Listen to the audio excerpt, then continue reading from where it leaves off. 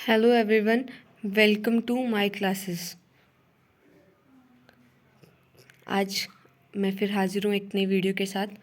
तो वीडियो को ज़्यादा देर ना करते हुए चलते हैं अपनी स्टडी की तरफ। आज हम पढ़ेंगे माइटोकॉन्ड्रिया के बारे में, ठीक है।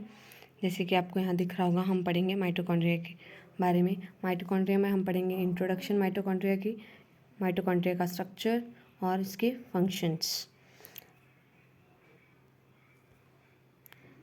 आगे तो सबसे पहले आती है इंट्रोडक्शन माइटोकॉन्ड्रिया। माइटोकॉन्ड्रिया के इंट्रोडक्शन, तो इंट्रोडक्शन माइटोकॉन्ड्रिया के नाम से ही, माइटोकॉन्ड्रिया दो वर्ड से बना है, माइटोस एंड कॉन्ड्रियन। माइटोस का मतलब होता है थ्रेड एंड कॉन्ड्रियन का मतलब होता है ग्रेन्यूल। तो ये एक थ्रेड ग्रेन्यूल है, इसको हम एक थ्रेड ग्रेन्यूल बोल सकते हैं, ठीक है। ये एक सेल ऑर्गेनली है, ठीक है। इसको डिस्कवर किसने किया था? रिचर्ड ऑल्टमैन ने 1890 में। और इसका नाम माइटोकॉन्ड्रिया किसने दिया था? सी बेंडा ने दिया था 1897 में। ये एक यूनिक ऑर्गेनली है जो कि बनती है बाइनरी फिशन से, और इसका एक अपना डीएनए होता है, इसलिए इसको सेमी ऑटोनॉमस भी बोलते हैं। इसको powerhouse of the cell भी बोलते हैं, क्योंकि इसमें एनर्जी रिलीज़ करता है, ये एनर्जी बनती है इसमें। और ये ऑर्गेनली जो है इन्वॉल्व करती है सेलुलर रेस्पिरेशन। ये थी इसकी इंट्रोडक्शन। अब चलते हैं इसके स्ट्रक्चर पे। तो जो माइटोकॉन्ड्रिया का स्ट्रक्चर है वो क्या है? इसकी शेप जो है वो हाईली वेरिएबल है, मतलब इसकी शेप जो है चेंज होती रहती है। इसकी एबिलिटी के हिसाब से इसकी शेप चेंज होती रहती है, तो उसको हम बोलते हैं प्लियोमॉर्फिज्म, ठीक है।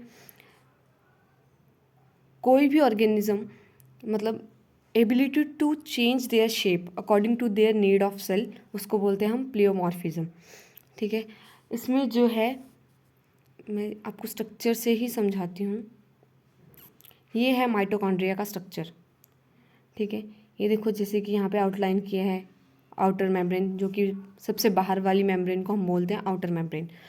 और उसके बाद डबल मेम्ब्रेन स्ट्रक्चर होता है, और उसके बाद आती है इनर मेम्ब्रेन, और इन दोनों के बीच में स्पेस होती है, उसको बोलते हैं हम इंटर मेम्ब्रेन स्पेस, ठीक है। जो आउटर मेम्ब्रेन होती है, और वो क्या होती है, वो परमिएबल होती है, मतलब उसमें से फ्रीली मूव कर सकते हैं आयंस भी, और कोई भी एंजाइम, सब फ्रीली मूव कर सकते हैं। और वो बनी होती है फॉस्फोलिपिड से और कोलेस्ट्रॉल से। और उसके बाद आती है इनर लेयर। जो इनर लेयर होती है ये सेमी परमिएबल होती है। क्या होती है? Semi permeable. मतलब इसमें से कुछ ही आयंस जो है अंदर बाहर हो सकते हैं। और इनर मेम्ब्रेन में एक फोल्डिंग होती है, जो ये फोल्डिंग है इसको हम बोलते हैं क्रिस्टे। और इसमें एक अपना डीएनए होता है, इसलिए हम इसको सेमी ऑटोनॉमस बोलते हैं। बहुत सारे राइबोसोम्स होते हैं, ठीक है, इसके अंदर। और जो इनर मेम्ब्रेन के अंदर जो स्पेस होती है उसमें मैट्रिक्स भरा होता है, ठीक है। अब चलते हैं हम ब्रीफ में। तो दो मेम्ब्रेन से बना होता है, टू मेम्ब्रेन बाउंड ऑर्गेनली है, outer membrane and inner membrane. जो इनर मेम्ब्रेन है वो सेपरेट, ये दोनों इनर और आउटर मेम्ब्रेन जो है सेपरेटेड होते हैं एक स्पेस से, जिसको हम बोलते हैं इंटर मेम्ब्रेन स्पेस, जो कि मैट्रिक्स से भरी होती है, ठीक है। उसके बाद जो आउटर मेम्ब्रेन है वो स्मूथ होती है, फ्रीली परमिएबल होती है, फॉस्फोलिपिड्स और कोलेस्ट्रॉल से बनी होती है। इसमें बहुत सारे पोरिन्स होते हैं जिससे कि ट्रांसपोर्ट होता रहता है, मतलब जो ट्रांसपोर्ट चैनल की तरह एक्ट करते हैं, जिससे आयंस अंदर बाहर होते रहते हैं, एनर्जी एटीपी वगैरह अंदर अंदर बाहर होते रहते हैं। उसके बाद इनर मेम्ब्रेन में फोल्डिंग होती है, बहुत सारी फोल्डिंग होती है, जिसको हम क्रिस्टे बोलते हैं, जिससे कि सरफेस एरिया बढ़ता है, ठीक है। और ये सेमी परमिएबल होते हैं, एंजाइम रिच होते हैं, और कैरियर प्रोटीन होती है इनके ऊपर, ठीक है। उसके आगे है, हाँ, और जो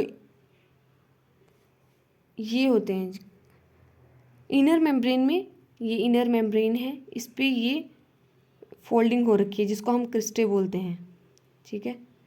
इस पे ये नोब्स लगे हुए हैं, जैसे कि यहाँ पे आपको दिख रहे होंगे ये नोब्स, ठीक है। इन नोब्स को हम क्या बोलते हैं? ये है ऑक्सीजोम्स।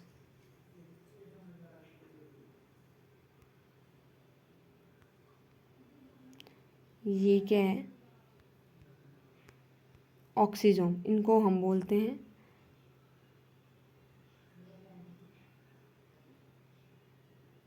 ऑक्सीजोम्स, जो कि क्या करते हैं? एटीपी की सिंथेसिस होती है इसमें, एटीपी सिंथेसाइज होती है। इसको हम F0 F1 पार्टिकल भी बोलते हैं, ठीक है। एटीपी सिंथेसिस पार्टिकल्स भी बोलते हैं। तो ये एटीपी की फॉर्मेशन में हेल्प करते हैं। ये knob like structure, several knob like structure होते हैं क्रिस्टल के ऊपर, जिसको हम ऑक्सीजोम बोलते हैं, ठीक है। रिलीज करते हैं एटीपी। और जो इनर मेम्ब्रेन के अंदर जो स्पेस है उसको हम, वो भी मैट्रिक्स से भरी होती है, जिसमें बहुत सारे डेंस ग्रेन्यूल्स होते हैं, राइबोसोम्स होते हैं, माइटोकॉन्ड्रियल डीएनए होता है। जो माइटोकॉन्ड्रिया के पास अपना डीएनए होता है, वो क्या होता है? सर्कुलर होता है और क्लोज होता है बहुत सारे एनिमल्स में। और कुछ एनिमल्स में, मतलब कुछ यूकैरियोटिक सेल्स और प्लांट्स में जो है लीनियर भी होता है, ठीक है। इसलिए हम इसको सेमी ऑटोनोमस ऑर्गेनेली बोलते हैं, क्योंकि इसके पास अपने राइबोसोम्स और डीएनए है, ये रेप्लिकेशन कर सकता है, ठीक है। तो आगे इसका स्ट्रक्चर यही दिखाया हुआ है, जैसे कि ये आउटर मेम्ब्रेन है, ये इनर मेम्ब्रेन है, ये इंटर मेम्ब्रेन स्पेस है,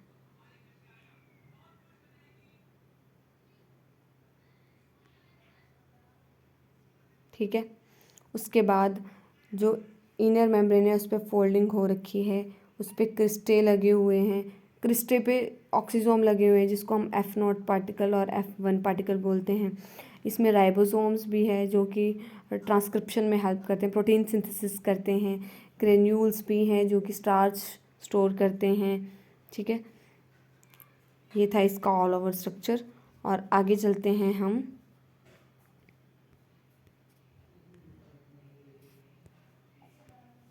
इसके फंक्शंस पे। तो फंक्शंस ऑफ माइटोकॉन्ड्रिया, फंक्शंस क्या क्या है? एक तो ये जैसे मैंने पीछे बताया कि जो नोब लाइक स्ट्रक्चर होते हैं क्रिस्टे पे, ऑक्सीजोम बोलते हैं जिनको, वो हेल्प करते हैं formation of ATP through oxidative phosphorylation, मतलब कि क्रेब्स साइकिल में हेल्प करते हैं, ठीक है। उसके बाद जो है इंटरमीडिएट प्रोडक्ट है जो सेलुलर रेस्पिरेशन के, उससे क्या है? फॉर्मेशन होती है स्टीरॉयड्स की, मतलब कि स्टीरॉयड की फॉर्मेशन में हेल्प करते हैं, अमाइनो एसिड बनाने में हेल्प करते हैं, जैसे कि glutamic acid, aspartic acid, nucleic acid वगैरह इसमें हेल्प करते हैं। फिर और क्या है? ये गलत हो गया यहाँ पे, स्टोरिंग ING आना था, ये था स्टोरिंग। कैल्शियम स्टोर करने के लिए हेल्प करते हैं, मतलब कैल्शियम की कंसनट्रेशन को बैलेंस करते हैं सेल में, ठीक है। ये साइट है थर्मियोजेनेसिस की, मतलब हीट प्रोडक्शन। हीट प्रोडक्शन किस में होती है? माइटोकॉन्ड्रिया में हीट प्रोडक्शन होती है।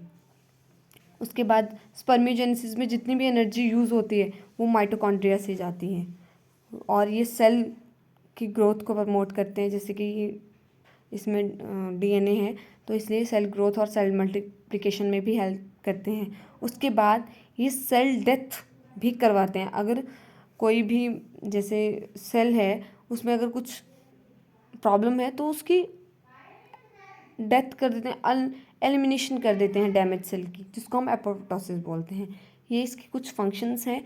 आई होप आप लोगों को समझ आया होगा जितना भी मैंने पढ़ाया।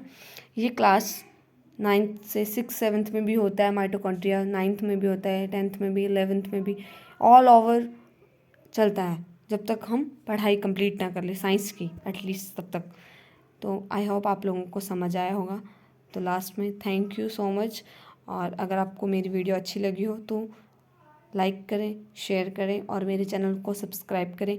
अगर आपकी कोई क्वेरी है इस टॉपिक के ऊपर तो आप कमेंट कर सकते हैं, मैं आपको उसका आंसर दे दूँगा। अगर कोई क्वेश्चन है तो उसका आंसर दे दूँगी।